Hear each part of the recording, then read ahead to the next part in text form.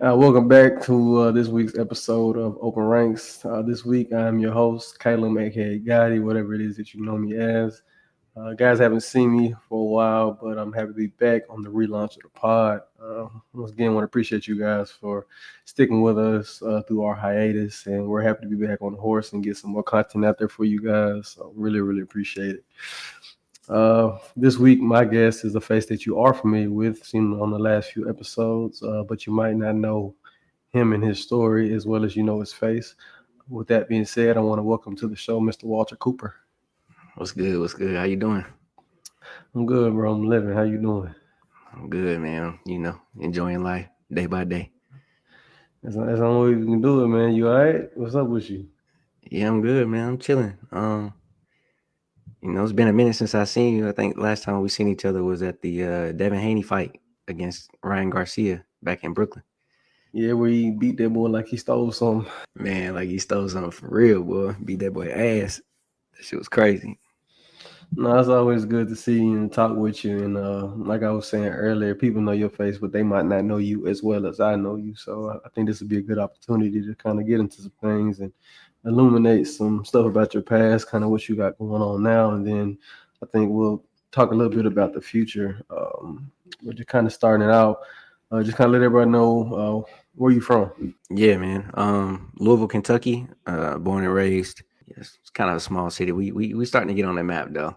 Some people might know where it's at though. Usually when I tell people I'm from Louisville, Kentucky, they be like, "You from the country? Like you live in the sticks or something. There's a number of corn out there, horses and shit. KFC is the biggest thing they be saying." I'd be like, "No, bro. Nobody eats that shit for real, bro. Nobody eats it for real." I'm pretty sure when I met you, and it still might be true, I think you're the only person I know personally from Kentucky. Yeah, that's the story. That's the story of my life, bro. Nobody knows anybody from Kentucky unless their name is like Bryson Tiller or I Jack think Harlow or something. telling somebody you from Kentucky just sounds crazy because it seems like you might be lying. No, I'm not even gonna lie. It's a little bit of anxiety behind that shit because I already know what they about to say. Like, where you from? I'm from Kentucky, and then I just already anticipate like the jokes coming. Like, this Yeah, automatically jokes coming. yeah, Nobody knows anybody from Kentucky.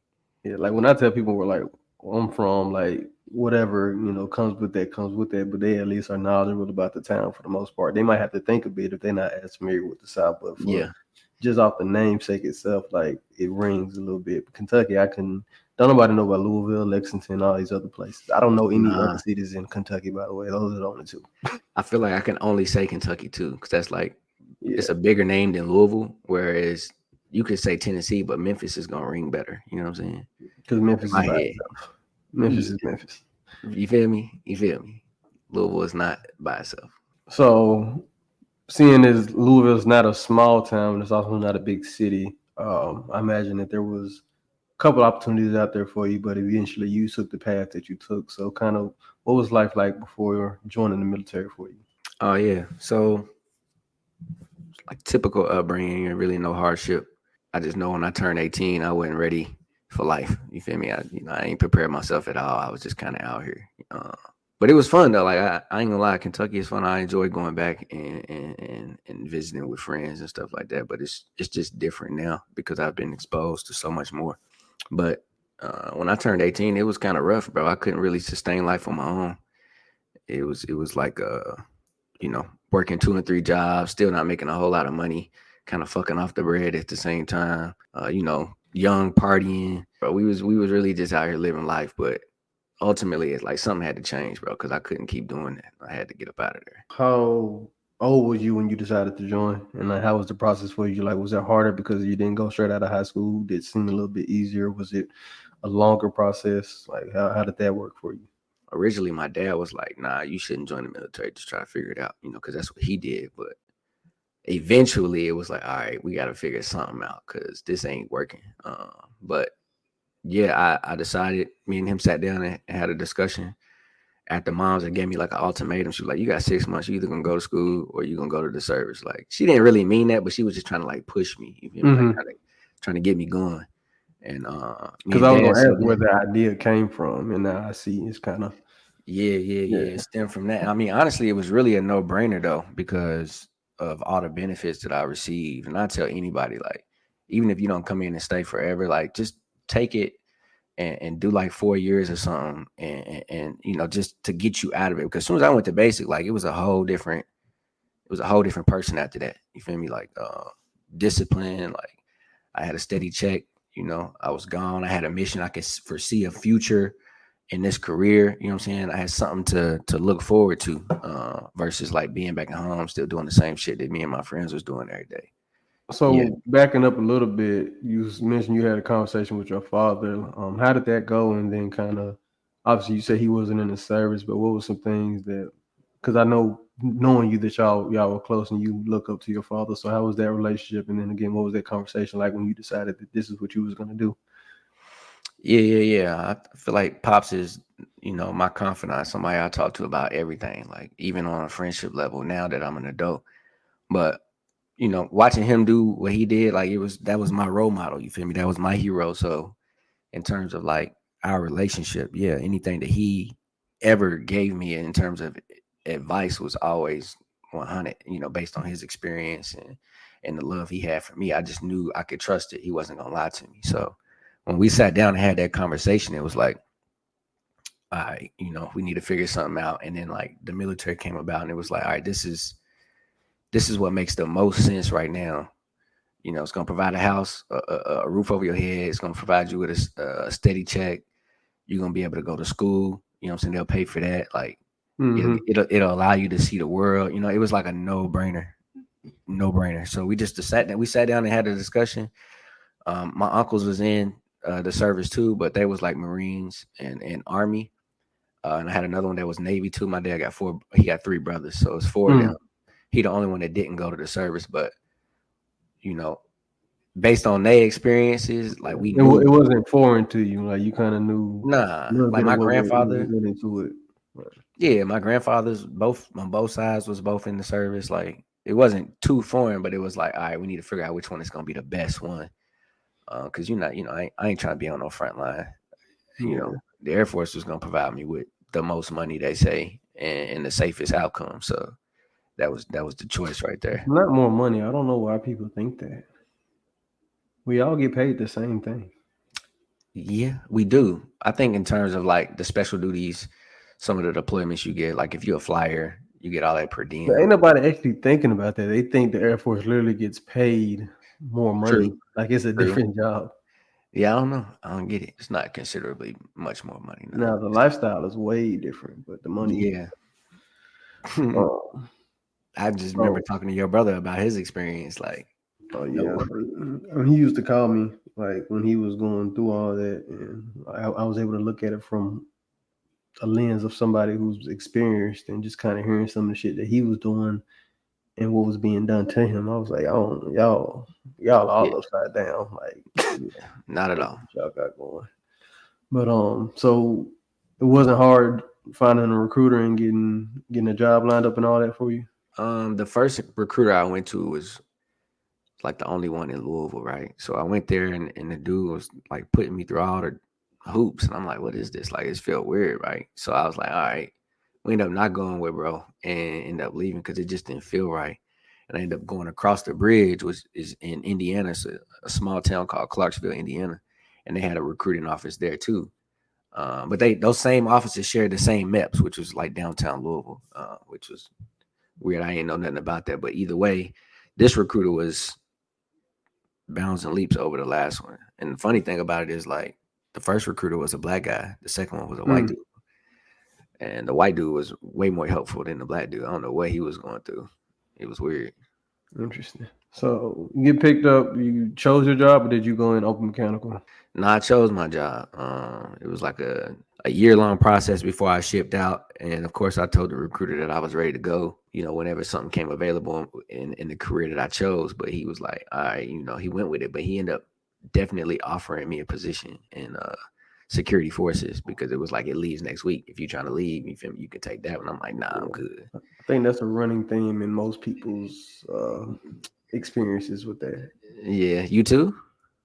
No, they didn't try to get me for security forces, but they did try to get me to go. special forces like Tag P because he saw Okay. that I could run real well. So he was like, "You ever thought about that?" I was like, bro, I'm leaving Memphis so I don't get Yeah. shot at. I'm not gonna go with y'all to go somewhere Yeah. and get shot at on purpose. Like, fuck no. Yeah. Yeah. Yeah. No, I get it. I get it. So take the process of you getting recruited and everything. You get a job that you wanted, so all that kind of worked out in the way that you wanted it to.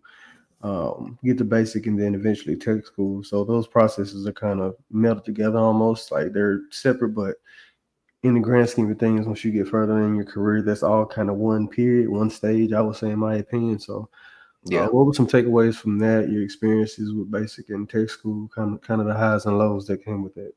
Yeah. So basic for me was fun. I had a really good time in basic. One of the highs was that I was in the best shape that I could ever be in, and I never got yelled at, in terms of like other people. People was getting chewed out left and right, but Mm-hmm. I somehow escaped that. And I don't really know how, but I was good. I ain't had no issues. I can march really well. We was going through What was your all job? in basic. My job was I was on Yeah. laundry crew. Okay. So you just walking draws. Yeah, I was washing drawers, but the beauty of it, because really nobody wants to wash nobody clothes. But the beauty of it is that we got to leave the dorm room while everybody else was Mm-hmm. still in there. You know what I'm saying? They had like day room duties, latrine duties, just overall cleaning of the dorm room. That was their job for basic.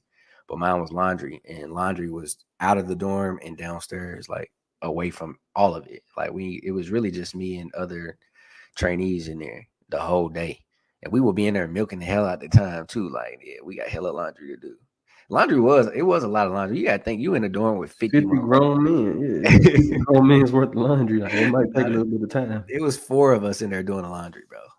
So basic was cool. Like like the highs was definitely that I was in the best shape and I didn't get yelled at, but the lows was like how much water we had to drink. They used to make you drink like 8 canteens of water. I don't know how much that Mm-hmm. was, but I it was a can't. They lot. had like a saying that they would say too. Yeah, I Like can't every remember what it hour, was. you supposed to drink at least a canteen of water, and we was Yeah. up moving around for like 12 to 15. Um, Mm. it was a shit ton of water we had to drink, and like it wasn't like there was a restroom right next to you the whole way. You feel me? We outside, we marching, we running, we working out, we eating, we going to class. Other random little BS we had to do, but early days, like when I first got to basic, like week 1, maybe week 2, like halfway into week 2 is when I had the most issue with that because dog, I had to use the bathroom so much, so much. Like Hmm. I remember one time I went to the restroom. You had to ask whatever, get a whole statement, ask, and then I went, and then when I came back, like 2 3 minutes later, I had to go again, and um, yeah. So I So asked, and much. she like no, and I couldn't hold it no more. So I'm not sure what you mean by that. I pissed myself, bro. You said that too confidently. I mean, it is what it is, bro. I'm sorry. Listen, you think I'm not ashamed of what happened that day? I didn't hear any shame. Well, I'm older now. I'm looking back now. You feel me? It is what it is. I pissed myself. So that would be the lows, bro. So much So water you had to you had a lot longer of a day on the laundry crew that day with the pissy clothes you had to sort through. drink. Bro, I can't count how many pissy clothes I probably ran through. How many of y'all was pissing on yourselves? Because I don't remember this. I don't know. Motherfuckers was This didn't dirty. That's happen all in I'm my gonna say. class. Maybe people wasn't talking about it. Maybe it's We some had people one take it to the dude. grave. We did have one dude that when he showered, he never like he didn't want to like get fully undressed in front of everybody because we had like the group Yeah. like showers. So he would always go in there last and then or not even last. He just wouldn't take off his drawers when he showered. But then he Okay. would put on some new drawers on top of them drawers. He did What? that for weeks. And then eventually, like when he very changed them out, like he didn't let the laundry crew wash his clothes either. So I think we was probably like week 5 or 6, and his Oh locker no. was right there by the front. Like when you first walk in, it was like the first one on the right. And MTI must have walked in there, and he's like, "What the fuck is that smell?" So they was tearing up everybody's shit, trying to figure out what the fuck was going on. And they That's get to his hilarious. locker, and there's nothing but like wet ass, dirty ass clothes in there. That's I don't know what kind of trauma he dealt with when he was young, but that's weird, He bro. was Just get in there and take a he was a shower. weirdo. He got washed back. I don't know what happened with him. I will say people I hope he was didn't make dirty it. as hell though. Like we talking about piss stains, nigga. Motherfuckers had doodle stains and that shit. Like it was All right, bad. let's move on. This is too much. That was basic. The tech school was in half of it was in, or most of it was in Texas. The second half being in Charleston, where you eventually end up being stationed at on your first duty station. How Yeah, was that? And then more so the Charleston part of it, because obviously that's where you spent the first part of your career at. So just kind of touch yeah, on tech school a little bit, and then just what your experience was in Charleston as a crew chief, and then just outside of work and everything like that. yeah. So tech school was cool. I kind of breezed through it. Like we going back to why I originally chose this career field anyway. Like Pops was he worked on age equipment when when I was coming up. Well, really 30 years. You feel me? And people don't know what age is. It's airspace ground equipment or aircraft ground equipment, and they pretty Hmm. much anything that's on the ground in support of the aircraft during maintenance is you would use that, and that's what you would call age equipment. So that's what he did. He worked on it. He was a mechanic, and he made sure all that shit was good for the people working the line. And I remember a time when I was young that they had to bring a child to work day. You feel me? So like, you feel me? You think age equipment, that's at an airport. So when I went, I would see planes landing and shit, and I was always fascinated with it, seeing planes go up and down. Like it was cool to me. And then him being a mechanic by trade, like it's shit at the Yeah. house that he's working on, like motorcycles, cars, whatever the case may be. I'm always right there with the flashlight. You feel me? Like trying to hold it steady. So like putting those two together is the reason why I chose to go aircraft mechanics. But um, when I got to tech school, it was a breeze for me, and I just went through it because it's in my blood. But when that was done, I started in Charleston. It was my first duty location, and I was in. They threw me an AR, which usually beginners don't go to AR because that's like your more advanced team. They do more of the heavy maintenance shit on the Hmm. aircraft. When really somebody should probably start like flight line or maybe even like home station check, back shop or ISO, because you really get to kind of tear the plane apart a little bit and learn a lot on a slower pace. Like AR, which is aircraft reclamation, is more of your very rare repairs on an aircraft, and it requires a level of skill and mindset to be able to go through that, repairing those major components on the aircraft without fucking it up. You know what I mean? So like a new guy, I wouldn't necessarily put a new guy on that. You know what I mean? Hmm. Um, so that was cool. I stayed in AR for like a year when I first got there, and then I moved to HSC, which is where we do minor inspections, more cosmetic stuff to the airplane. We still tear it down. It takes about a week or so to tear it down and put it back together, but that allowed me to get a whole lot more knowledge on the aircraft, and it was such a slower pace and more repetitive that it was easy for me to learn and get really good at my job. And then so that's what I did for the whole time I was there for the most part, aside from like going to honor guard and other shit. But in terms of Charleston, Charleston was pretty cool. It's a unique spot. Some pros and cons there for sure. But my overall experience wasn't bad, especially in like the dorms, because I got to meet all of y'all, and we used to play ball every day. We used to meet up in the DFAC, and we would go out and have fun, like take trips when hurricanes came. Like we had a really good time, I think, in Yeah, Charleston. them Atlanta Hurricanes was different. Yeah. They were. Some stories there too, but for another day. But we definitely had a wonderful time in Charleston, I think, before everybody started to spread out a little bit. How long you was in Charleston? 4 or 5 years, right? Yeah. Like 6 years, really, roughly 6 years. So I what got was there in 2014, early 2014. I left in 2020. so you said it was pros and cons. What were some of the cons of living in Charleston? It's a unique spot, right? Like a lot of the people that look like us didn't necessarily act like us. To me, it felt like they knew their place in that city. Even the black folks, when I would meet up to them, they weren't as friendly as I thought they could have been. Like I might hold a door open for somebody, and they wouldn't say anything. They just keep going. I don't know. It's weird. Like it's a whole I geeky hate that area. Gucci shit. I hate Yeah, that. one of the cons was like we couldn't really express ourselves in Mm-hmm. terms of like what we wanted to wear and go out and have a good time. Like you couldn't wear certain shit to certain places. You know, we was young, we partying it up, trying to go to bars, clubs, and shit like that, and they wouldn't let us in if we had on a pair of sneakers. But you You know look what I in there, mean? you see the white boys in there with flip flops and fucking Hawaiian shirts Yeah, you feel me? Like, what is this? You know, I in the look way same better than spot. this person, and you know, so it's like that was one of the cons for real. And then the history. I didn't really necessarily care about the history there. It kind of pissed me off every time I would hear about it. But Charleston's got a lot of like slave history and like early day history in terms of like how black people have been treated in America. It's like one of the founding locations for real, as far as like ports when people will come in, and there's a lot of history there. So I ain't really care for that. One of the pros though is like there's beaches there. The food was pretty good. We made the best of it for sure as a friend group. So obviously, just you're not in Charleston anymore. You're living in DC. What was some of the driving factors in the process of you getting out of Charleston to where you're at now? Yeah, at the time I was with my ex Jalen, and we were like traveling around. I think we had took one of them hurricanes up to DC one time and just stayed there, and while during the hurricane, and we enjoyed our time up there. And it was like right around the time we was looking to try to get orders. Um, Mm-hmm.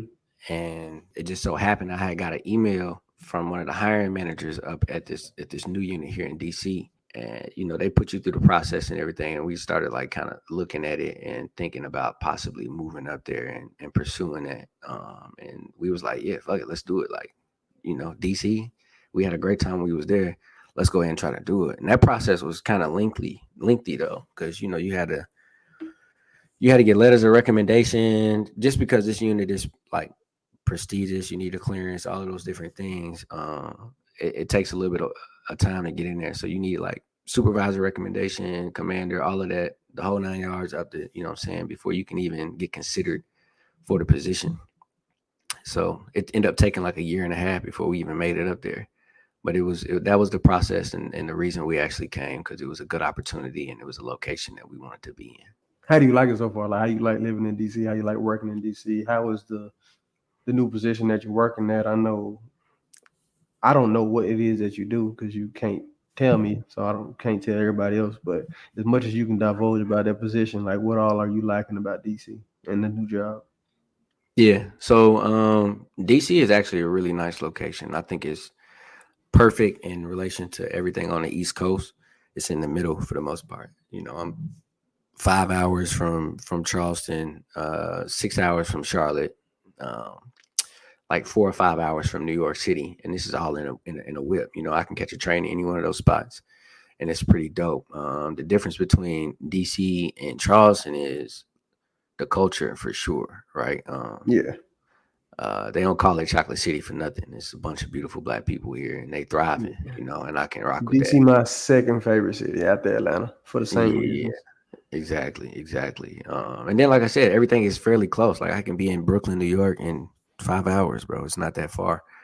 But you got Philly and Baltimore just right there as well. Richmond and Virginia Beach.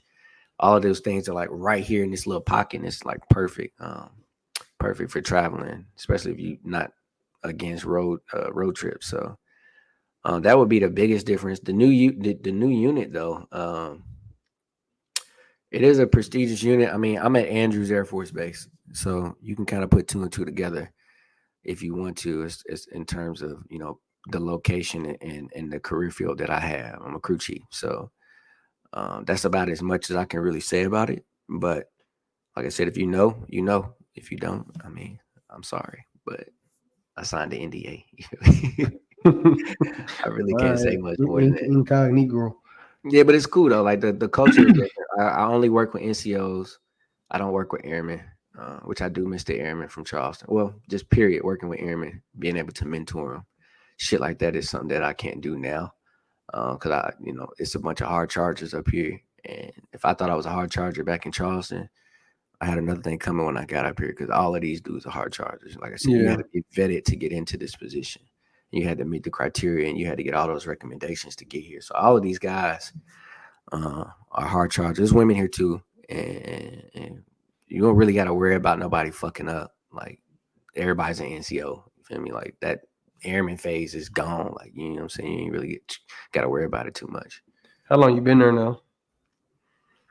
August makes 4 years, so a little over. I mean, about 3 years, 8 months, something like that. How long is it that you got to be there for then? Because what any longest tour I've had is 4 years, and that was extended. Yeah, no, this is a 5 year tour. So as soon as I hit 5 years, I think I'm gonna try to go overseas somewhere. Like top of the list is Spain for me. I think that'd be a good experience. Maybe And go get over there back for like in. say what? What is that? You go back and do I what? said, yeah, try to get over to Spain for like 4 years or so. And then maybe make my way back over here, depending on how Oh, much years I might like be it. too long, brother. 4 years? Might be too long. You think? 4 years is Well, way too long, and I feel like overseas, like locations, like 2 years is a good amount of time. Just because, like, while it is like fresh and exciting to be in these places, like it's still way different than whatever it is that you're used to. And unless you just for whatever reason completely fall in love with the culture, like eventually you start to miss what it is that you're used to. And not to say that you would want to come back to the States, but like for me, like those places, especially because that Italy's not even an English speaking nation, which so was I've never even lived nowhere where they didn't speak English as the first language. So there's yeah, different obstacles that come with that. But not to say you would need to come back to the States after 2 years, but I feel like 2 years, like going on somewhere else, anywhere overseas, I think 2 or 3 years is a good amount of time to do what it is you need to do, experience what you want to experience, and then move on somewhere else. So from my experience, I was overseas for like 7 years, and I did a 4 year and then a what 2.5, 3 years, I think almost. yeah, Yeah. yeah. I think for the plan, right? Because obviously I done thought this out, right? When I get done with this tour, I'll be in 12 years, bro. At 20 years, you can retire. So if I go somewhere overseas, I can imagine, settling down for like 4 years and then making my way back for the last 4 years somewhere over here in the States. So that was my whole idea behind it. I mean, you know, I trust your opinion too and your judgment. Yeah. If I can bounce from there, uh, and go maybe somewhere else for another 2 years, that'll probably be cool too. But I think the position I'm going for is called defense attaché. It's where you work at like an embassy, and Mm-hmm. that'll be another 4 year tour. But I don't really necessarily want to turn wrenches anymore. So like I'm trying to maneuver and get away from it if I can for at least 4 years, and then make Okay. my way back to the States. Well, now, I know you had mentioned that you do miss kind of being around airmen and stuff, but I guess not enough to want to go back and do be a crew chief on regular C-17s or whatever it is that you're doing now that's different from what you have been doing in the past.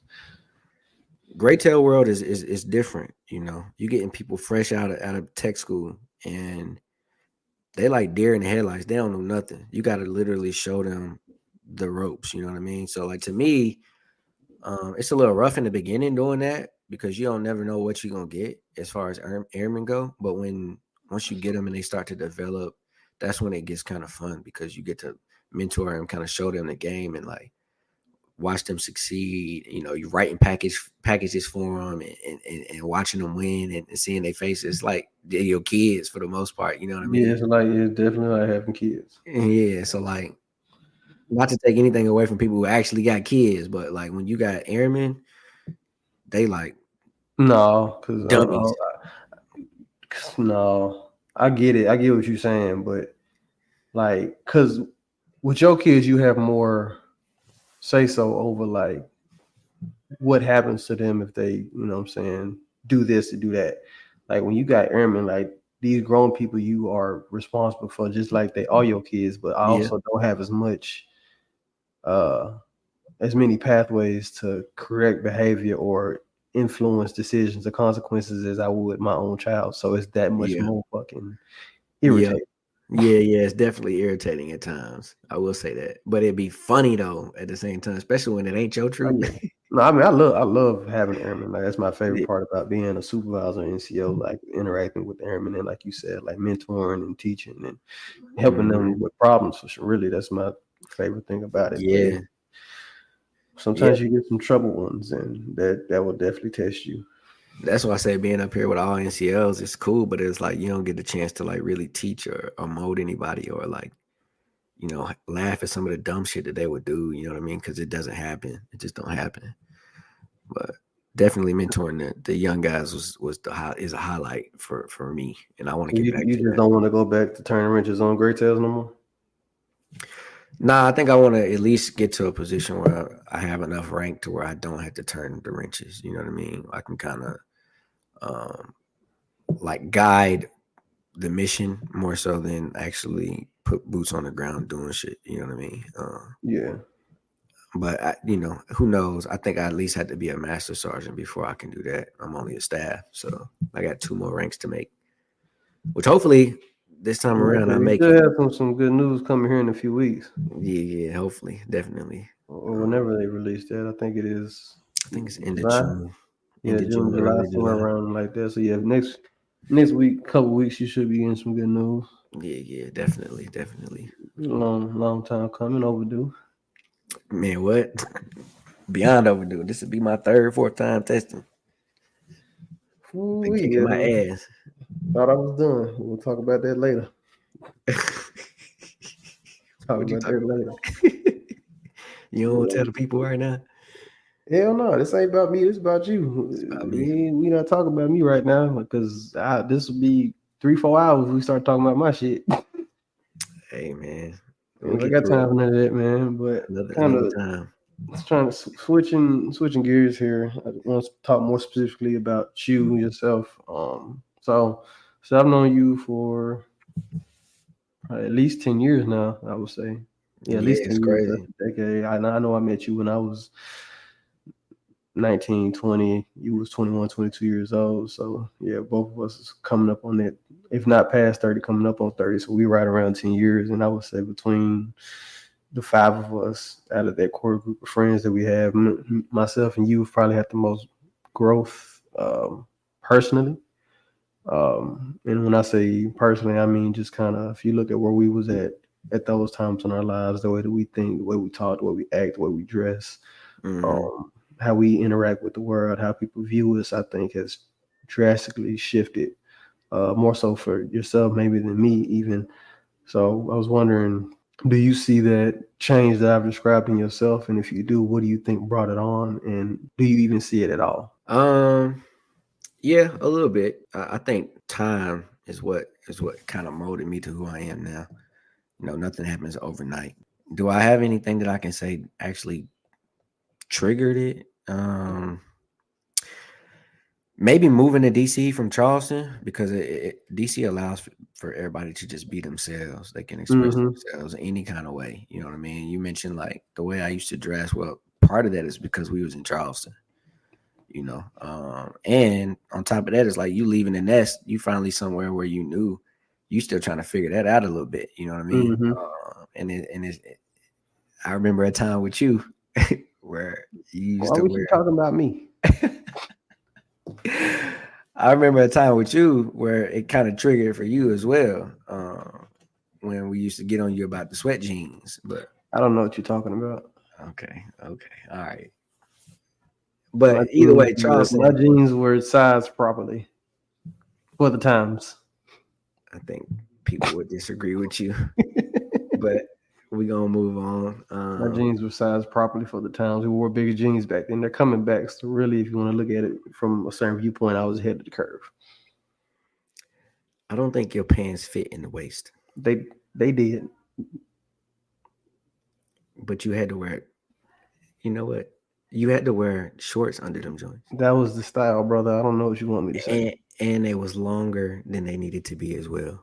That was the style. I was ahead of the curve. No one was doing that, and the style hasn't come back yet, my I friend. wasn't walking around with khakis like you every day. Hey, listen, I told you Charleston was a place where you couldn't really express yourself, bro, and I was still All you learning wore was me. neutral colors and khaki pants and Sperry's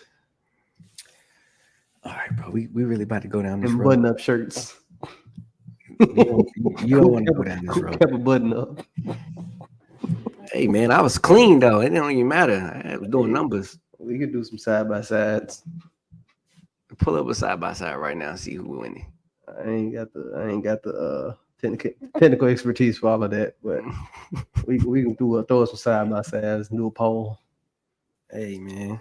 Um yeah. So the difference, I guess just me moving to DC, I could really express myself. It didn't matter what I had on, I was gonna get in anywhere.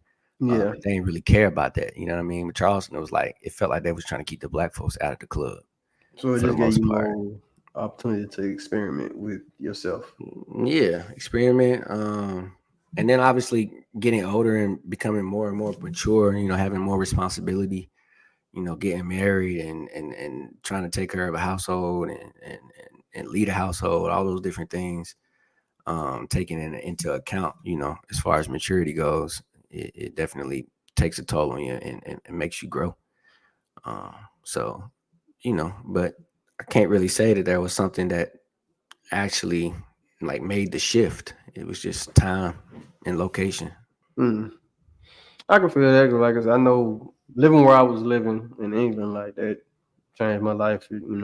Just met so many different people, saw so many different things. So just with that, those experiences brought different perspectives and ways of thinking and how to react and move throughout the world. So I can agree with you and understand what you're saying when like that new area, that new environment, just kind of what dudes say, Fred Taylor. Exposure leads to expansion. So it's like just the Hmm. more shit that you're around, the more stuff that you're aware of, you're just forced to naturally just grow and take all of that in and internalize it and make it your own, and then come out another person on the other side of it. Yeah, So I for sure understand what you're saying with that. yeah, definitely gotta get out that bubble and Yeah, expand, learn some new things, meet some new people, enjoy life, travel. 'Cause you can so only learn so much from like the little pocket of people that you grew up with. Like you've been with yeah, them for 20 years. Like what else can they really teach you, bro? You gotta get out and learn for yourself. especially like depending on where you're from, like if you like us from the South, like we're just kind of from more, you know, Southern people are just a little bit more slower to get with the time, or not, I ain't gonna say get with the times, but change their way of thinking and just more. It's a lot Hmm. more traditional and stuff like that. So when you get Yeah, in these places like a DC, if you go visit New York, like I said, me yeah, living in England and visiting London and things like that, you're just the shit that you see is just nothing like you ever seen before, and you have to figure out how to rationalize that yeah. and then Right. figure out like what you want to do with that information. Absolutely, So no, absolutely. for sure. Now, kind of going along the same lines of you of meeting new people. Obviously, you got your girl that been with there for a while, Chelsea. Y'all been together for quite a while, so obviously there's going to be some planning there. And again, not getting too much into your relationship because I think you touched on that a little bit, and that's not what the purpose of this is for. But as we're talking about you, she is a part of that story, Yeah. and it's a story that's still being written. So where do you see you guys' plans in terms of like what you want for yourself personally and professionally, what she wants for herself personally and professionally, and how y'all kind of meld that together and where you think that's going to be going? Not again, not in the terms of like where your relationship is going, but what do you guys want to do and how y'all going to set that life path going forward, I guess. Yeah. So obviously I'm in the military. I don't really have a whole lot to say as to where I go, or when. But she's down for the cause 100%. She understands it. Traveling the world is huge for both of us as well. So just kind of lining up really, here in DC she does have a career, but she's not locked in, you know what I Yeah, mean, to it. She's open to leaving. a In little bit fact, more she wouldn't. flexible. Yeah, she wouldn't even be here if I wasn't here. You know what I mean? When we got together, it was like she was already on the way out of DC, ready to leave because she's born and raised here. So it was like she's ready to see something else too. Like I said, get out of that bubble, which she has before. She's not a stranger to an aircraft or different living in different locations. But when we got together, she was living here and she was ready to go. So like for now, it's like all right, she basically waiting on this tour to end for us to Hmm. get up out of here. And Spain is at the top of our list. Uh, and there's a couple other places like maybe Japan too, but we don't really know what's going to happen in the next year or two.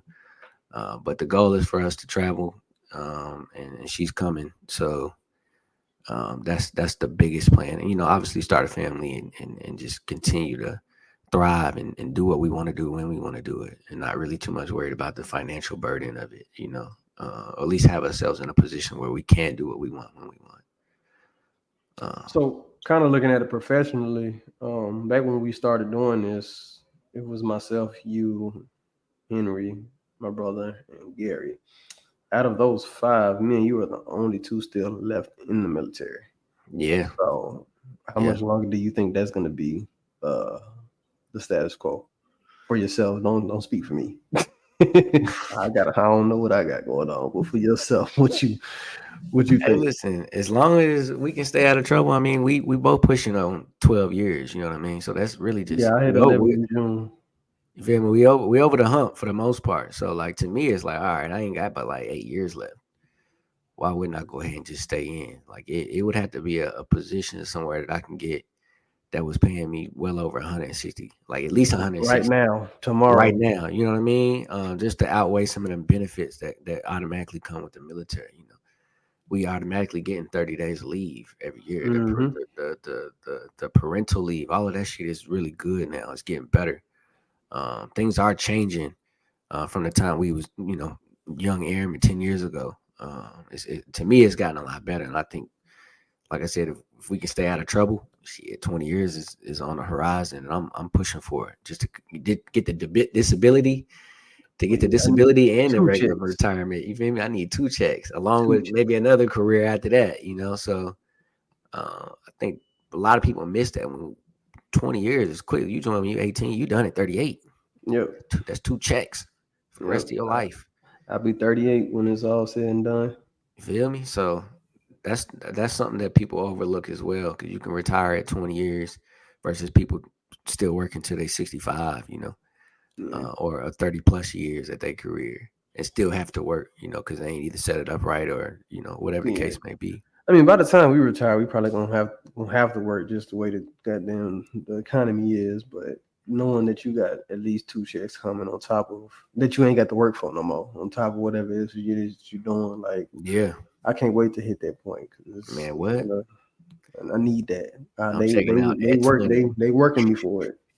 I swear, all I need, look, let me get to Master Sergeant, bro, and hit 20, I'm gone. I'm Yeah, out of there. we I'm do out of there, bro. rooftop and ride it out. Oh, God, I'm gone. I don't know. I might try to get senior, but I mean, if I but can, yeah, sure.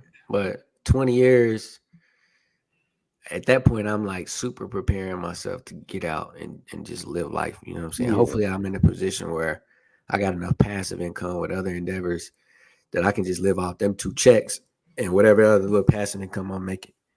And I don't really got to do too much. yeah. Travel the world and relax at 22.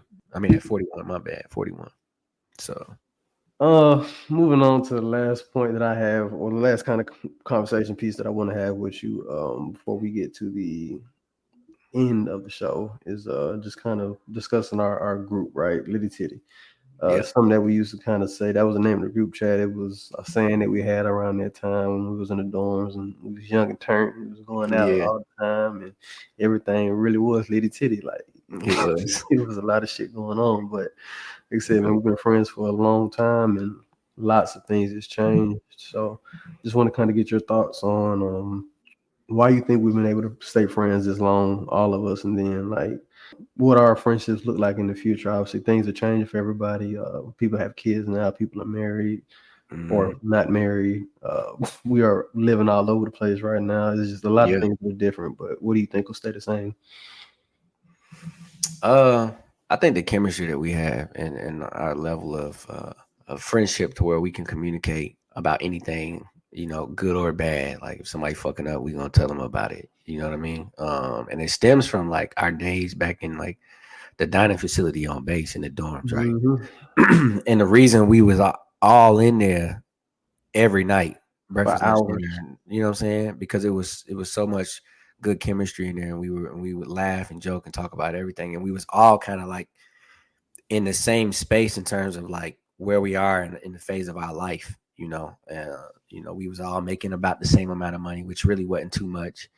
$600 every 2 weeks. Yeah, and that was gone. That was gone Ma- before we made it. You feel Make it me? enough. Make it enough. So Then was some broke times. It forced us to go into DFAC and really sit down and have a conversation and watch sports on the TV. Laugh, joke, whatever. Even when they was trying to change the TV back to CNN, we'd be like, "Nah, change this shit back." You remember that old black lady, the real mean one? Yeah, I do remember her. She was Nobody liked her. yellow with. She was cool with me though, cause I had to check her a couple times. I'm like, hey, why are we having this conversation? Like, really, let's think about what we doing. Cause there wasn't nobody in there. It's just me and her one night. I was like, why you talk like that to me? She was Yeah, like, my bad. So I bet. Like from that point on, we was cool. Like she might bark at somebody else. I'm like, I no. think she was losing it, bro. I don't know. I think she She was was losing she it. was old as fuck. She was old, bro.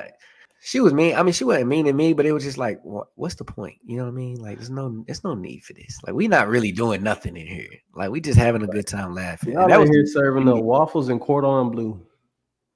That don't even make sense. This is a very unserious situation. What is all this? What we Why doing are you so pissed off? Go home. Go the every fuck day? home. But I think that's the core of it, right? We started off in a position where we was young. Like you could even say like sandbox days, because that's kind of like what it was. We was new Yeah, to something to all of us.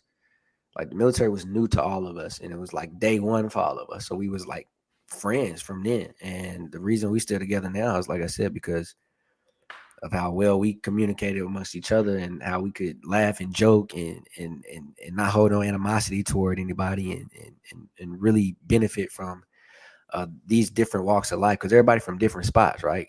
yeah. Everybody. So it's a lot that we could bring to the table for each other, and I think that's why we are all still friends now, because we started in that sandbox together and continued on. No, I agree. I think if I was to try to put it in my own words, I would say that we all showed up as ourselves, and that was enough. Yeah, absolutely. So that was the last kind of conversational point that I want to hit on, and now we'll get to the last third, I guess, of the interview, kind of continuing on with what you guys have been doing on the other ones, with a little bit slight variation at the end for myself. I don't know what we're gonna call it this week. I know y'all been calling it the Tactical 10. I don't really like that, but I also don't have a name, so I guess that's just what we're gonna stick with for now. But next time y'all see me up here and we're doing this, I'm not calling it Tactical 10. Call it I what you don't even want, think I brother. have 10. Call it what you want, brother. Either way, but this kind of a question and answer type deal, or this or that, for lack of better words, gonna have some stuff up on the screen. Picks Coop is gonna it's specific to Coop and his interest in who he is and what I know of him as a person, and he's going to make his own picks on the choices that we got. So Yeah. up here, starting out, being from Kentucky, we got two major colleges in their area, more specifically the sports teams. You got the University of Kentucky or the University of Louisville. Who you rolling with? Cardinals all day. I I can't I don't know. can't I can't rock with UK like that. It's not in my blood. It don't even like you thought about it. Nah, I fucking hate UK fans, bro. They fucking suck. They good, but they I fucking suck. bet Louisville not really that good at all at Yeah, nah. anything. We had some moments there, It be happening in phases. Kentucky been holding it down for the last like 20 years. I give it to them, whatever. But I don't know. Y'all had a Louisville, good team where y'all had what Montrezl Harrell. He was there. yeah, Then we some won the years before national. that, the teams was all right. Oh yeah, they did. That It was was like 2012, 2013. 13. 2013. Yep, Okay, yep, yep. So we had some moments in there. I mean, we made it to like the so Elite Eight almost a decade ago. in the Final Four, yeah, like a decade ago, maybe a little older. Well, But shit. them was some good times though. I ain't gonna lie. We was locked in for sure. The games was Yeah. crazy too. But UK definitely used to piss us off all the time, bro. So Well, yeah, shit, fuck that's not a fuck the UK rivalry. I think man. y'all been winning, but I respect it. Yeah, it's all good. All right, next one. So, best chicken spot. I've got three up here. One specific, or a couple, I guess, now specific to Kentucky, and then one that's just nationally recognized as a pretty good chicken spot. We've got Kentucky Fried Chicken, Popeyes, and then again, when I was doing my little research for this, I came across Indy's restaurant, which is I was supposed to about to be a say. really good local spot. Yeah, I was about to say. I don't even know how you came up with indies. Hey man, well Um, prepared. So listen, between these three, who you picking? well, you can take KFC off the list. That's crazy. You're Um, not showing any loyalty to Kentucky. See, here we go with the shit again. Like Kentucky Fried Chicken is it be having its moment. But when they got rid of them potato wedges, bro, it was over with for them. Like it was over with. We stopped fucking. We stopped rocking with Potato that. wedges are disgusting. To you, That's too much potato. no, bro. You might as well just have like a baked potato. Man, look, Indies had them joints was even larger than the ones from Kentucky Fried Chicken. You might as It's well like just a bite into staple. a potato at that point, brother. I'm going with Indies. Popeyes is good, but Indies. When you look at the picture right there, if you can kind of zoom in, all the shit they got, like the codfish, the shrimp, catfish. You can get ribs, chicken, fried chicken, barbecue. Like you had everything you ever wanted in there. The sides was like Thanksgiving sides, bro. You had it all in there. You feel me? Like I'm going to Indies every time. I'm gonna get me a little 18 piece, a couple sides, a roll, and like a Kool-Aid lemonade, or not a Kool-Aid So lemonade, Kool-Aid tea. KFC not getting any love. No, KFC can go. Them Can people go gonna for sure. revoke your governor status. I know about that. You can become what is it? Is it the colonel or governor? The Colonel. It's like a title that they can give y'all in Kentucky. Because I I don't know what you're did my talking about. research. I'm gonna look it up, but it's like a title that you can get like being from Kentucky. It's Yeah, like I don't know. colonel or governor or something. I'm gonna find it. Moving on though, while I'm doing that research. Uh, so I remember back in the day when we was broke in the dorms. Like I said, we ain't had no money to go do nothing. So what we used to do was go to the damn car dealerships and we would just go and test drive cars we had no business or no Yeah, intention of buying. wasting And people time. wasting 3, 4, 5 hours of them people day. And you used to always hop in the Mercedes E class, but I know since that was a long time ago, I don't know if your Yeah. taste would change any. But I figured something that's comparable to that is a BMW 5 Series. So between the E class and the 5 Series, which one you picking? Uh, I think back in them days, bro, the E class was a nice car, and I wanted it. Uh, was definitely window shopping in them days, but nowadays I've been in more BMWs than shit any other car. Usually when I travel, I rent a BMW, so uh, I would have to pick the BMW. Back then it was the E class for sure, but I couldn't afford it. But now it's like, yeah, if I'm really about to go get something different or get something new, it's gonna be a BMW probably because I rock with those now. But they don't really hold their value as much. Hmm. I'm exploring a lot of different shit, so we'll Switch have it to up see. on me. Yeah, I switched it up on you, bro. The So E I class just is cool. I just looked it up too. You can get an honorary title of a Kentucky colonel. Like I don't even know about that. Like, how do I get that? I don't know if you really, how do you get it? It can be done for different things, various reasons, but it's an award. It's an honorary title that you can be given. You can be a Kentucky colonel. I don't Okay, think you so ever gonna get there, seeing as how you just kind of disrespected your people. But now I just wanted to let you know what you could have had that you gave up on. do you like Kentucky Fried Chicken? I like the bowls, What bowl? the with the mashed potatoes and the chicken and the cheese. All mixed together with the Yeah, corn? that's the only time I like my food. Not with the corn, but that's the only time I like my food to touch like that. Is in You a that bowl. different you a different type of brother. Oh, they do it with rice and Guam, like red rice. My brother ain't had a home cooked meal in 20 years. That was a shot. You went to KFC and got the bowl, bro? If I'm No. gonna go to KFC for whatever reason, they chicken wings kind of good too. Go back. Which one would you out of Popeyes and KFC? Which one you going with? Popeyes, it's not really a question, but I'm just not gonna sit here and act I like just had to KFC see. don't have nothing to offer. I just had to see, bro. I just had to see.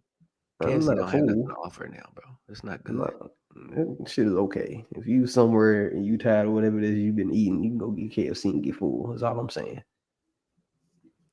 It's a last resort meal. Who said I wasn't on my last resort? I'm telling you, what I decided to get, I wasn't upset about it. Okay. I'm gonna All say right, that you got that, but go ahead. moving on. A couple of Kentucky-based artists. So I'm wondering between Bryson Tiller and Jack Harlow, who do you believe is the most impactful or the best Louisville artist? Or anybody else that you might want to throw in the mix that I'm not aware of. I think only other person I could think of from there that's relevant is ESTG. Yeah. I fuck with G, but I don't think he's as big of a name as these two. Nah, ESTG is definitely more of an underground artist. I don't think I don't think he'll ever get past that. I don't want to say that, but that's kind of like the lane that he's Now on comfortable. Gotti label, he won't. Yeah, I don't know what they got going on over there. Out of these two though, I'm gonna go Bryson Tiller because it's more of a unique sound. And when that first album dropped, I think it was called Trap Soul. That shit was heat, boy. That shit was on repeat for a little while. I ain't gonna lie. Yeah, I liked it. It took Yeah, me a minute to Jack. get hit, but I liked it. You feel me?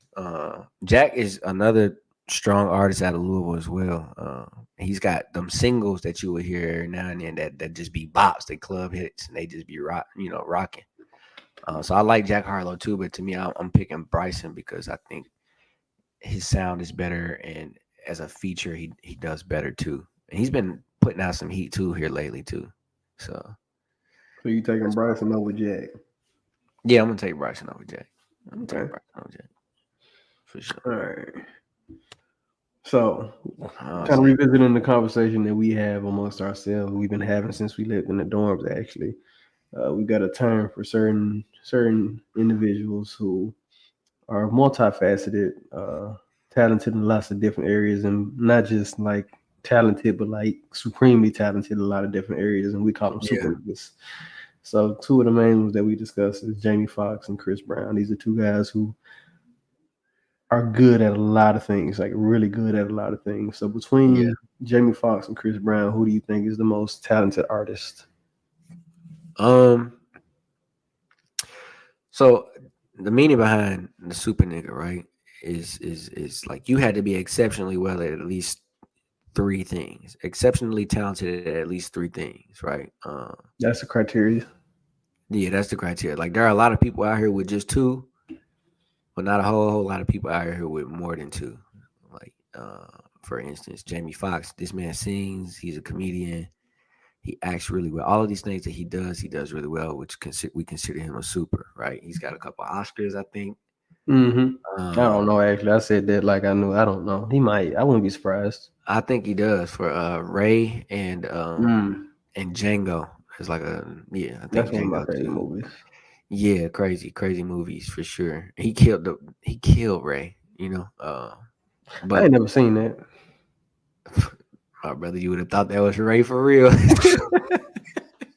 I just seen the clips. The one when he's shaking.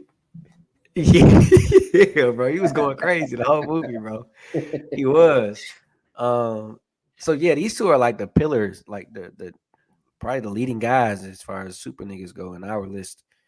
But out of the two, I think Chris Brown might have him beat, bro, because dude can play ball, he can sing, he can rap, he can act, he can paint, draw, um, dance. I forgot about dance. It's so much Mhm. that Chris Brown can do. I think he takes the cake. He's the most talented to me.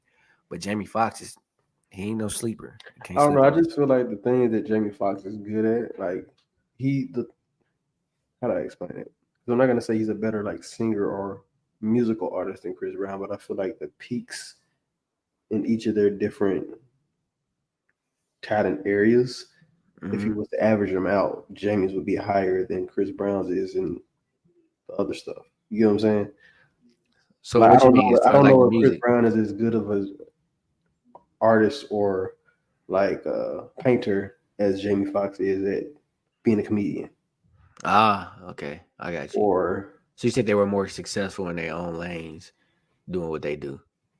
not even more successful. It's just like the One is higher than the other as far as success yeah. goes. If I was to grade like Jamie's different fields, right? If it's three of Yeah. them, and I give them all a 90, I'm like Chris like a 94, an 82, and a 90. You know what I'm saying? Okay, I got you. So I if I got you. add them out, I feel like Jamie's all average out higher. But somebody can make an argument for Chris Brown, and I ain't gonna say like, "Oh no, you absolutely wrong." But no, I feel you.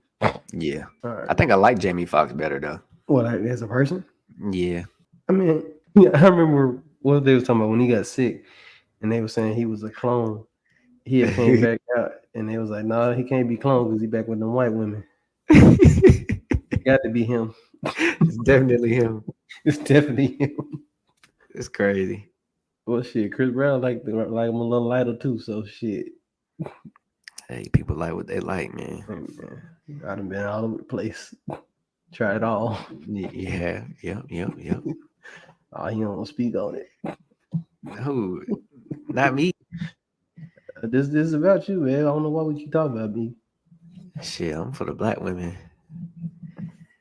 I'm back home. That's all I'm gonna say about it. I'm back home.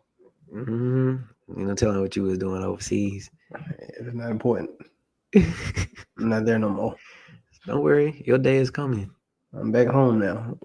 I mean that figuratively and literally. I'm back home. Okay, all right. It's Moving on. good. So this one again, kind of Mm. specific to Kentucky, but then kind of broaden it out because I know you got an interest in boxing. Who would you say is your pound for pound greatest boxer of all time? We got Muhammad Ali and Floyd Mayweather. Pound for pound, greatest boxer of all time, Floyd Mayweather. Oh, Better who you got? impact, bigger and better impact outside the ring, Muhammad Ali. I mean, I think Muhammad Ali definitely got the more cultural impact, but I would say impact on the sport of boxing. I mean, it's hard to say Muhammad Ali, Floyd got. I don't know. I guess looking at modern, I Because may it have was to give so it to much. Floyd just because of like the how fights are marketed now. A lot of that comes from like how Yeah, Floyd did it, but then obviously Muhammad is Muhammad. Like it yeah, started with him in a yeah. sense. I think it was like the difference between the two is like Muhammad Ali's impact was more so cultural and worldwide, and for the people, whereas Floyd's impact is more boxing oriented. You know what I mean? Like Yeah. he definitely changed the culture of boxing 100%, in terms of how niggas motherfuckers get paid, everything. You know what I'm saying? So like Muhammad Ali, he was more for the people, and I feel like Floyd was more for the money in the sport of boxing Who's your favorite boxer? of all time. Yeah. Out of these two, No, just period. Floyd was a bad boy. He your favorite? Yeah, bro. In terms of like the skill and him being able to get, you couldn't touch him. Mm-mm. You couldn't touch him. I think he the best, but he definitely not my favorite. My favorite is Floyd is Roy Jones Jr. Oh, okay. Because I that mean, he that good nigga put too. on a show. Like Floyd, Definitely like did. in his prime, like he was really really good, but sometimes his fights would be boring because he was beating the shit out of them people so bad and they couldn't touch him. Like Yeah, it that really was just, wasn't fun for me to watch. that was the beauty. That was the beauty of it to me. It's like, bro, this man counter punching, slipping, like he dodging everything, but still touching him up, like Yeah, really boxing at touching its him up. purest form, like it's if you really like to watch the technical aspect of it, Floyd is the better watch. But Yeah, for me, the entertainment value of it, that yeah. nigga, that nigga Roy Jones was in there dancing and knocking people out, and he was a rapper, Oh, and it was who you, good. who's your favorite right now? Mm, I don't really have a favorite boxer right now because I don't think any of them actually have interesting personalities. After Floyd, like I don't, there's no like It's kind of boxing hard. personalities to me. Like you got really good boxers, but there's just so much media to consume. Like I don't really be that. Like I'm That's aware good. of like who's good in the fights that are coming up, but in terms of just like watching all of the fights, I don't pay attention as much as I used to. Did you think Ryan was gonna beat Devin Haney? No, I'm never gonna pick. I ain't gonna say that. No, I did not think Ryan Garcia was gonna beat up Haney like that. Dog really beat the brakes off that man. What's interesting to me right now is like you got Tank Davis and what's the Tank, other dude Tank, name? my favorite. Tank probably my favorite right now. Yeah, Tank's my favorite right now, but the other dude, damn, what is his name? He about to fight him in June. I was gonna say who you think gonna win that one. Nah, I'm not picking nobody to beat Tank. So Yeah, nobody around that weight class to me. Now, when you get up there talking about like Terrence Crawford and shit, it's a different that ballgame. man hit so hard. That man is so. Tank hit people so hard. Bro, the thing is, dog, you really got to go out there and outbox him, bro. Because if you get hit one time, you might go to bed. Cause I think he a little slow too. I think he got like you know how I them think. people they be a little bit stronger than everybody else. I think Tank a little slow. He got a little something extra come behind them punches. I I can agree with you there, but I also think people underestimate him in that realm, in that space, as far as being Yeah, like his technically skill. sound. Yeah, his Yeah, skill. I Yeah, think he got more skill than people give him give credit him, for, but he yeah, hit really hard. yeah. When he catch you, boy, it be night night. Cause I catch you, Ricky. some of the, When I catch you, Ricky. you feel me? Some of them knockout highlights he got, bro. Them boys is really going to bed, bro.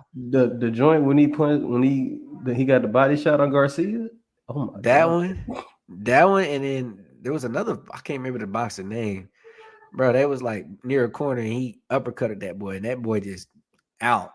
I remember an Sacked interview potatoes. later. He was like, "They think he's still asleep, bro. What's going on?" Oh, I know what you're talking about. I can't remember his name. Yeah, that's crazy. Yeah, Tank for sure my favorite right now, but Floyd Muhammad, that's a good one right there. I like that.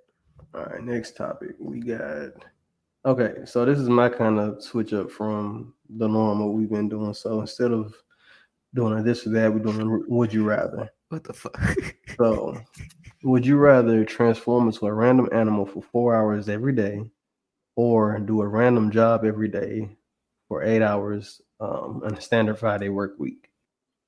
Okay, one of them outweighs the other. I mean, I don't know because I do a random. People do a random job every day for 8 hours all the time, and What do this you is. mean? Are you changing every week, different job? Every day you changing different jobs. Oh, every Oh day wait. you changing. No, every day is a different job. Oh fuck, I ain't okay. And then over here, you change into a random animal every day. It's a different animal every day for four Yeah. hours.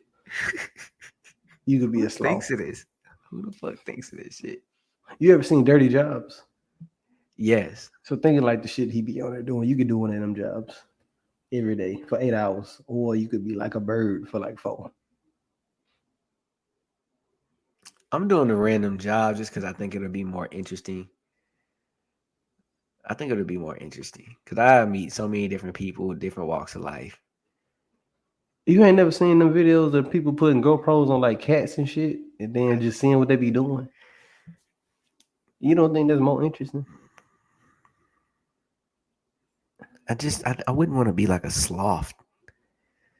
I wouldn't want to be a sloth. I wouldn't want to be like a chihuahua or some shit. I don't want to. I don't know. Like I don't want to be a skunk. You No, be bro. chilling. I don't want to be a gazelle in Africa. Fuck See, that. now I don't know if you still like the way I think of it is like you just be like a gazelle in the living room. Oh, so wherever I'm definitely not doing that because I'm a gazelle. There's nothing in here I can do. Like I'm just sitting here for 4 hours. A You go gazelle. outside. I can't even open the door. Fair. I think you still got a human brain though, so you can figure it out. Okay. Okay. I'm gonna change. I'm That's changing. different. That's different. I'm going with the job though, because It's crazy. dirty jobs seem fun as hell. Okay, go ahead. I don't like the dirty part of it, but the aspect, the random part of it was cool. Would you rather feel like you have a hair in your mouth or feel like you got a stone in your shoe for the rest of your life? A stone in my shoe, bro. That's so that you ain't never had an itchy foot when you got your work boot on and there's nothing you can do about it. Have you ever actually had a rock in your boot? So you tell me you find a piece of hair in your mouth, you don't immediately remove it? It's not an actual hair in your mouth. It's like you feeling like it's a hair in your mouth. That's even worse. I can't remove it. Not worse than a rock. Okay, so you would rather be an animal for 4 hours? Yeah, I can't do the hair. I can't be an animal, bro. I deal with the rock. crazy. I'm not that a piece of hair in my mouth. That's disgusting, bro. So I just want to put for the record for those of us who are watching this on YouTube, I can spell. I copy and pasted these. I know how to spell coma. Would you rather immediately go into a coma for 15 years or spend the last 30 years of your life or the last 30 years of your life in a wheelchair? Oh, I think I was thinking it was next. It's the last 30 years of your life.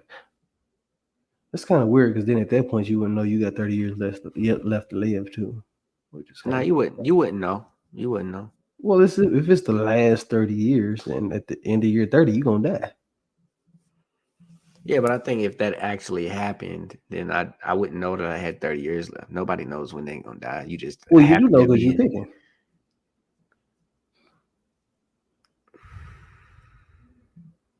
Like right now, like in this scenario, in 30 years, you're gonna die at the end of this when you get out your wheelchair.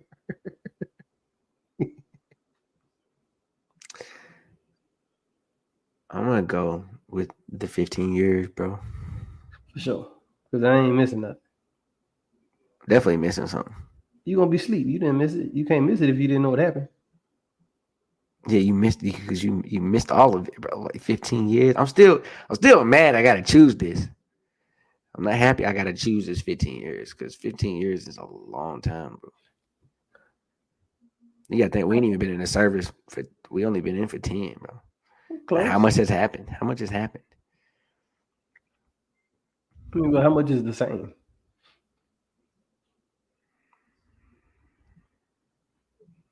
I mean, my people still here. I'm happy about that. But 15 years from now, I don't know. Pops turned 70 this year. That's crazy. It's tough. This is a tough one because nobody wants to be in a wheelchair and to know that they're gonna die in 30 years. And I gotta live my whole life in this wheelchair.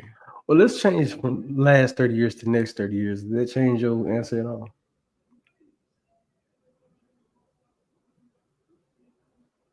I have no feeling from the waist down. No, I'm going in a coma for 15 years. that's the right choice. Yeah.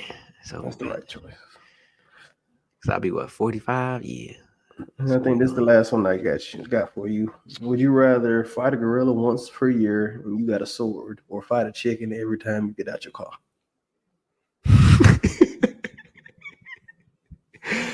The chicken shit I've heard before. That's really the funniest shit ever, bro. I gotta fight a fucking chicken every time I get Every out of a time you car. get out of the car. So that could be multiple times a day. Define car. Can it be is a truck different? A vehicle. Oh fuck. You're not gonna cheat the system. I'm not fighting a gorilla ever. No. Cause I gotta be so perfect with that sword, nigga. And it's random. And it's random once a year? Absolutely not, bro. Would it be better if you could pick the day? No. I don't know. It would be better if you could pick the day because you could kind of prepare. Yeah. But it's still a gorilla, bro. You're right. I've been watching a lot of Planet of the Apes lately, and they are not to be trifled with. No, bro. What we think we But about to I'm do thinking, with bro, that it's gorilla? but like I be going to Walgreens and shit. If I was to go to Walgreens, like 1, 2, I had to fight a chicken 3 times in like 15 minutes. Bro, when I get out the car, I'm gonna And have a it's like tennis it's a racket. fresh chicken. I'm gonna have a tennis racket or something. I'm going to work. He's not gonna make it. You ain't never I'm gonna seen a be chicken fight. I'm Think I'm it's gonna be gonna be that prepared for easy. that chicken. I can prepare more. I can prepare better against the chicken than I can the gorilla. You Any ever day. seen cockfights? I've seen a couple of clips here and there. Them niggas ain't no joke. So you picking a gorilla? I'm definitely not picking a gorilla. I'm just trying to see if I can change your Okay. mind. No, it's not happening. I'm not fighting a gorilla, bro. I'm gonna I was die. I was watching it was like some like anatomies of like gorillas. Them niggas are so strong. Bro, I'm They don't going eat, to and they don't die. eat no meat. Just all genetics, All they eat is bugs and plants. bro. I'm not fighting a gorilla, bro. I don't care if I got a sword. Like I You said, give that's me a the right gun, that's choice. a I different just figured story. I'd ask, but yeah, man, that's it for this and that slash would you rather or tactical 10, whatever you want to call it, man. That's all the questions I got for you, and that also is going to bring us to the end of this episode. I said, appreciate your time, Coop. Like I said, hopefully people learn a little bit about you. Like I said, they see you a lot. They are aware of who you are, but now they got a little bit more insight to your life. Yeah. You got any closing thoughts? Yeah, man, I'm happy to be here. Definitely a good episode. I can't wait to do yours. At least listen to yours. I'm gonna That'll say be Gary, cool. Gary should be doing mine. Yeah, I think Gary's doing yours. That'll be a really good episode right there. But like always, man, like, share, comment, subscribe. We need y'all help, and we'll catch y'all on the next one for sure. Hey man, appreciate y'all time, and we gonna see you when we see you. I'm not doing Henry shit, but I'll holler at y'all. Appreciate it. Peace.